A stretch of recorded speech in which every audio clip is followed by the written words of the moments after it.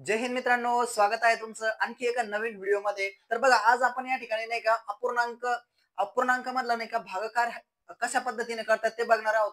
पाठीमागच्या व्हिडिओमध्ये आपण नाही का अपूर्णांकाची जी बेरीज असेल, वजाबाकी असेल आणि गुणाकार असेल तिथपर्यंत बघितलं होतं. आता हा अपूर्णांकाचा दुसरा पार्ट आहे, त्यामध्ये बघू आपण भागाकार.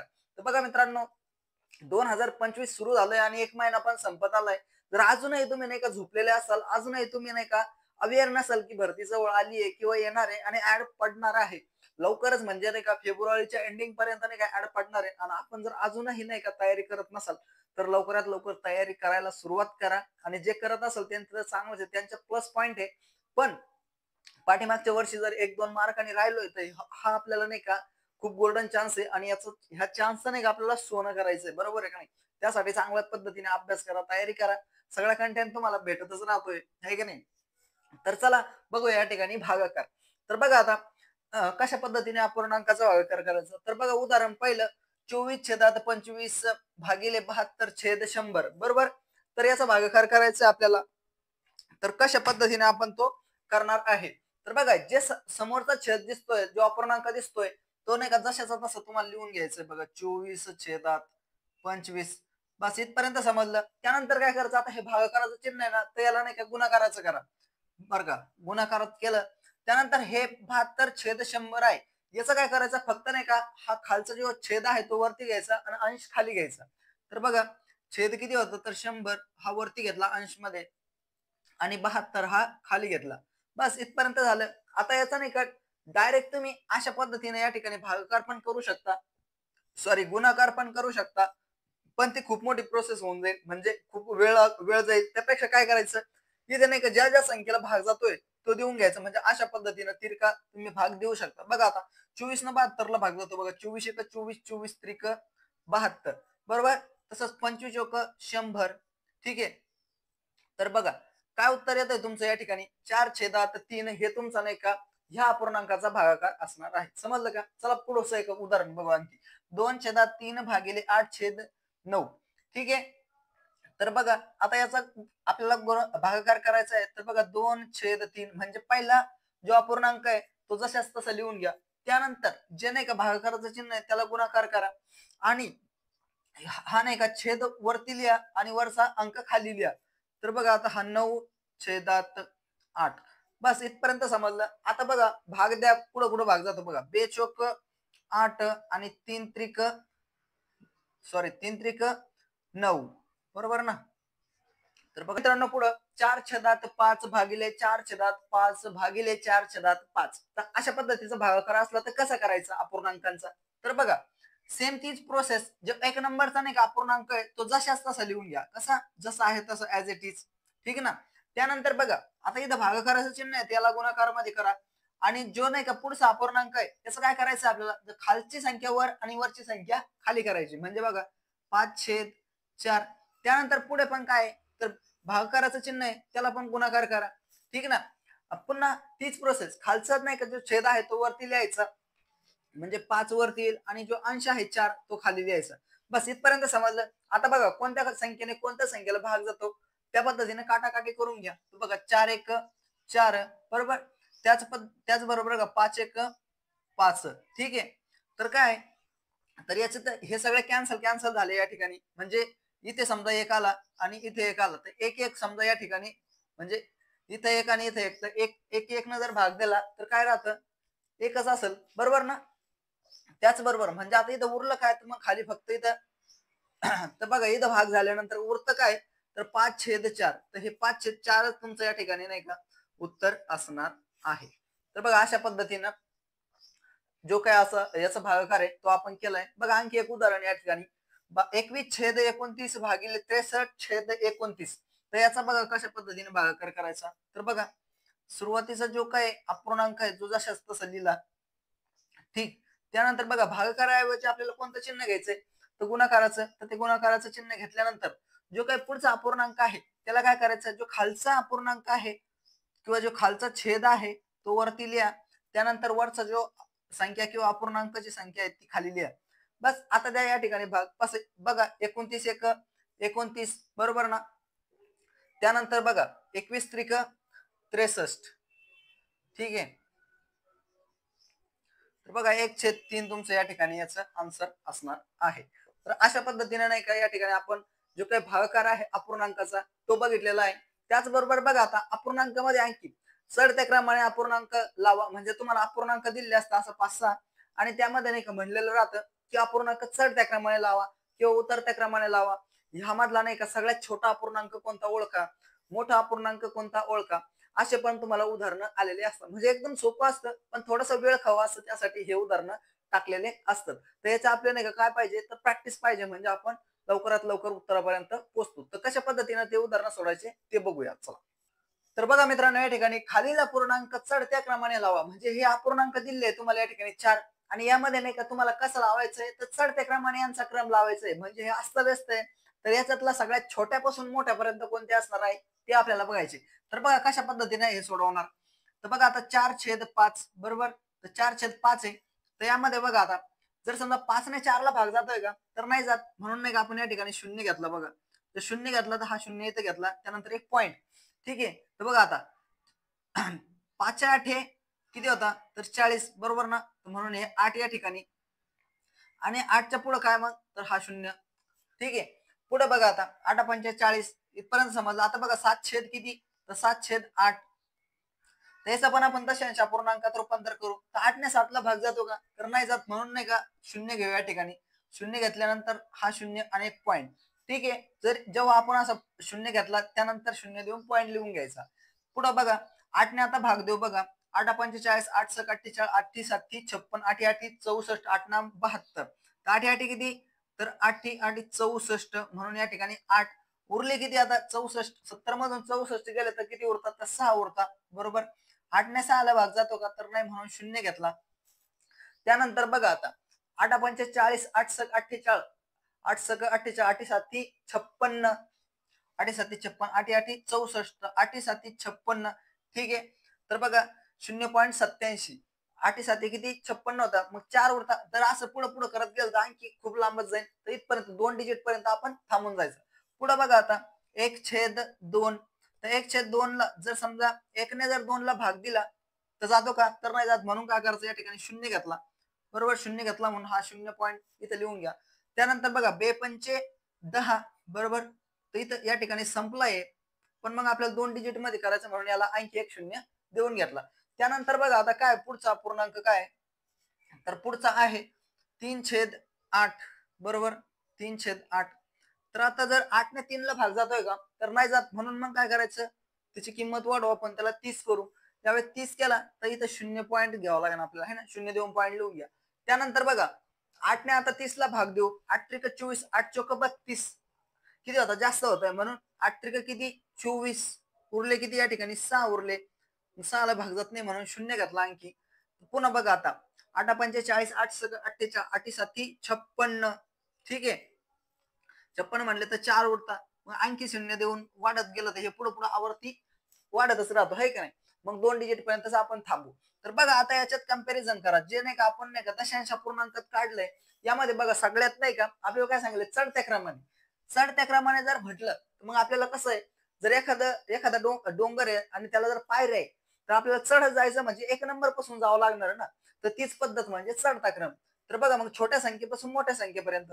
तर बघा आता याच्यात सगळ्यात छोटी संख्या कोणती आहे तर 0.37 म्हणजे कोणता 3/8 बरोबर 3/8. त्यानंतर बघा हिच्यापेक्षा छोटी कोणती आहे तर हिच्यापेक्षा छोटी आहे 1/2 1/2. त्यानंतर बघा आणखी छोटी कोणती आहे तर 4/5 4/5 आणि सगळ्यात हिच्यापेक्षा मोठी कोणती आहे मग तर 7/8. तर बघा हा झाला तुमचा चढता क्रम. ठीक आहे. तर अशा पद्धतीने तुम्ही नाही का दशांश अपूर्णांकात त्याचं रूपांतर करून घ्यायचं म्हणजे तुम्हाला चढता क्रम समजून जातो. याच बरोबर नाही का आता या ठिकाणी काय म्हणलंय चढत्या क्रमाने तसेच उतरत्या क्रमाने पण राहतं, म्हणजेच मोठ्या संख्येपासून छोट्या संख्येपर्यंत. मग कशा पद्धतीने लिहायचं तर 7/8 4/5 1/4 3/8 अशा पद्धतीने उतरता क्रम राहील. ठीक आहे. तर अशा पद्धतीने विचारला तुम्हाला चढता आणि उतरता क्रम अपूर्णांकांचा, तर त्याला अशा पद्धतीने तुम्हाला सोडवायचं आहे. समजलं का. चला आणखी पुढचा टाईप बघू कशा पद्धतीचे उदाहरण अपूर्णांकामध्ये विचारले जातात. तर बघा मित्रांनो पुढचा टाईप आहे. तर बघा 1/2 व 1/3 यांच्या दरम्यान नाही का कोणता अपूर्णांक असणार आहे असा प्रश्न आहे. तर बघा याला काय करायचं, जास्त डोकं नाही लावायचं, एकदम शॉर्टकट पद्धतीने सांगतो बघा.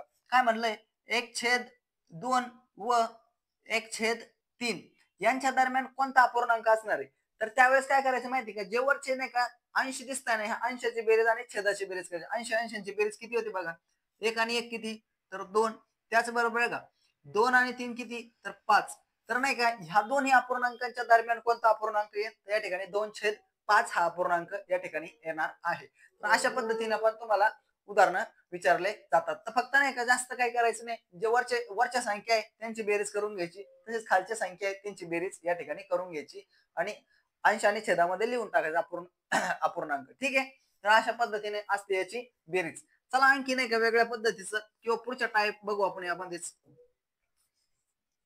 तर बघा मित्रांनो, या ठिकाणी आपण आतापर्यंत बघितलं काय, बेरीज वजाबाकी गुणाकार भागाकार तसंच चढता उतरता क्रम. ठीक आहे, अपूर्णांकांचा. पण त्या व्यतिरिक्त म्हणजे आतापर्यंत जे गणित बघितले ते होते बच्चावाले किंवा नाही का फक्त बेसिक होते, बरोबर. पण आता नाही का शाब्दिक उदाहरण आहे बघा, अशा पद्धतीचे नाही का शाब्दिक उदाहरण तुम्हाला बघायला भेटले असेल. तर बघा कसं उदाहरण आहे, उदाहरण एकदा वाचतो बघा. एका टाकीची क्षमता नाही का 500 लिटरची एक टाकी आहे, बरोबर. आणि तिच्यात नाही का किती, ती टाकी नाही का 307 इतकी, सॉरी 310 इतकी नाही का पाण्याने भरलेली आहे. आणि पाण्याने भरलेले असेल तर त्या टाकीत आणखी किती पाणी नाही का बसल, हे आपल्याला या ठिकाणी काढायचं आहे.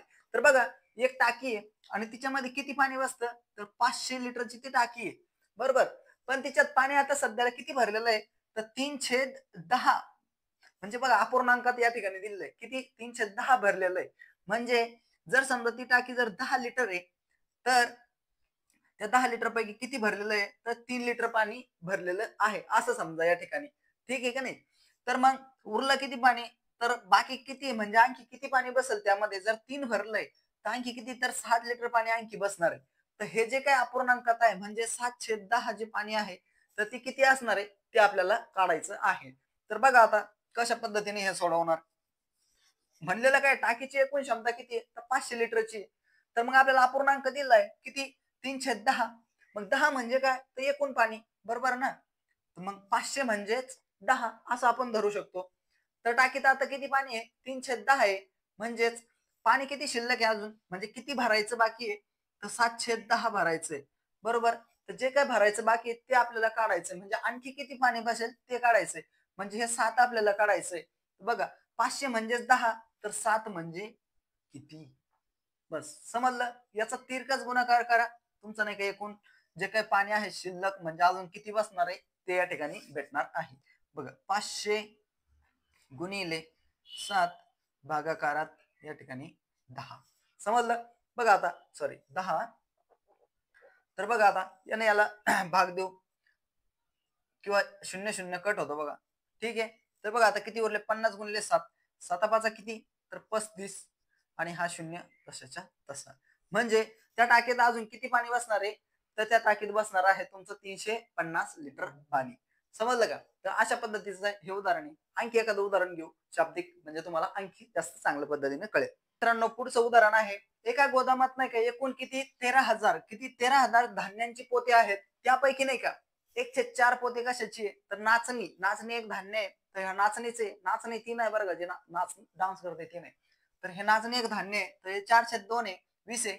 त्याचबरोबर 1/20, 3/20 नाही का पोती, पोती ही कशाची आहे, तर गव्हाची आहे. त्याचबरोबर 5/20 पोते नाही का हे ज्वारीचे आहे व उर्वरित पोते नाही का बाजरीचे आहे. तर बाजरीचे पोते किती असेल व त्यांची किंमत किती असेल हे या ठिकाणी आपल्याला काढायचंय. तर बघा एकदम सोप्या पद्धतीने जेवढे अपूर्णांक असतील त्यांची सगळ्यात पहिले बेरीज करून घेऊ आपण, बरोबर ना. तर बघा मग 4/20 पोते ही आपली आहे नाचणीची म्हणून ते लिहिले. त्याचबरोबर किती आणखी 3/20 पोते कशाचे आहेत, तर हे गव्हाचे 3/20 म्हणून ते पण लिहिले. आपण बेरीज शिकलो ना, तर तीच पद्धत या ठिकाणी वापरायची. तसंच बघा गहू किती आहे, तर 5/20 आहे. ठीक आहे ना. आणि उर्वरित काय आहे, तर बाजरी आहे. तर मग ते किती असेल ते आपल्याला काढायचंय. तर बघा ज्या वेळेस आपण बेरीज करू आणि एकूण याच्यातून वजा करू, त्यावेळेस आपल्याला समजेल की एकूण बाजरीचे पोते किती असेल. तर बघा आता या ठिकाणी नाही का छेद समान आहे म्हणून तो छेद मी या ठिकाणी लिहून घेतो. लिहिला.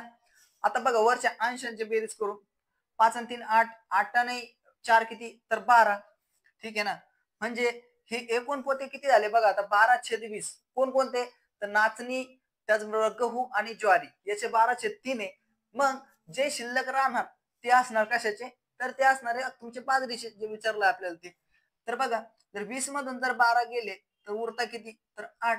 आणि हे 20 जशाच्या म्हणजे 20 पैकी आहे, म्हणून हे 20 जशाच्या तसे इथं. म्हणजेच 8/20 हे तुमचे असणार आहे कशाचे, तर बाजरीचे पोते. पण आणखीन पुढे प्रश्नात काय म्हटलंय, तर त्याची किंमत किती असणार आहे ते पण आपल्याला काढायचंय.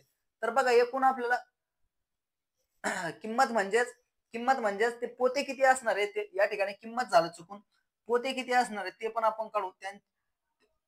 त्यांचे पोते किती, पोते पोते किती असेल ते आपल्याला काढायचे, बरोबर. एकूण किती होते, 13,000, बरोबर.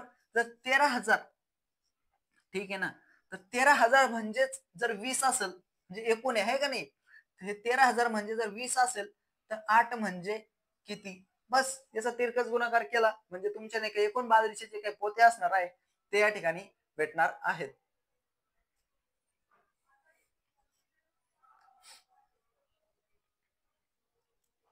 तर बघा मग आता या ठिकाणी याचा तिरकस गुणाकार करू आपण. तर ही जी संख्या आपली पहिली आली होती ही कशात आली होती, तर ही आली होती अपूर्णांकामध्ये. पण आता ही नाही का डायरेक्ट आपल्या संख्येत तुम्हाला या ठिकाणी पोते भेटणार आहे. तर बघा आता 13,000 गुणिले 8 भागिले या ठिकाणी 20, ठीक आहे. तर बघा, हा शून्य कॅन्सल, हा शून्य कॅन्सल, 2 या ठिकाणी 8, उरले किती बघा, 1300 गुणिले 4. बघा आता, 13 एका 13, 13 दोन 26, 13 39, 13 चोख 52, ठीक आहे, 52. आणि हे 2 शून्य तशाच्या तसे, म्हणजेच 5,200 या ठिकाणी तुमचे ते पोते असणार आहे. समजलं का. तर अशा पद्धतीने नाही का तुम्हाला जे काही अपूर्णांक आहे त्यावरती नाही का शाब्दिक उदाहरणं पण विचारले जातात. आणि हे थोडस नाही का वाचल्यानंतर आपल्याला थोडं किचकट वाटतं, पण किचकट काही नसतं ते. फक्त नाही का तुम्हाला तुम्हाला जर त्या बेसिक क्रिया माहिती, बेरीज वजाबाकी गुणाकार भागाकार, तर तुम्ही एकदम व्यवस्थित सोडणार आहे. म्हणजे अपूर्णांक समजून घ्यायचा, अपूर्णांक समजला की बस तुमचं या ठिकाणी उत्तर येऊन जाणार आहे. तर बघा मित्रांनो, अशा पद्धतीनं आणखी अपूर्णांकाचे आपले एखाद दोन व्हिडिओ होतील आणि त्यामध्ये तुमचा पूर्ण अपूर्णांक जो चॅप्टर आहे तो पूर्ण या ठिकाणी कंप्लीट होणार आहे. त्यामुळे चिंता करायची नाही, व्यवस्थित पद्धतीने अभ्यास करा आणि ह्या वर्षी नाही का वर्दी फिक्स आपली घेऊन जायची आहे. ठीक आहे ना. तर चला भेटूया नेक्स्ट व्हिडिओ मध्ये, तोपर्यंत जय हिंद.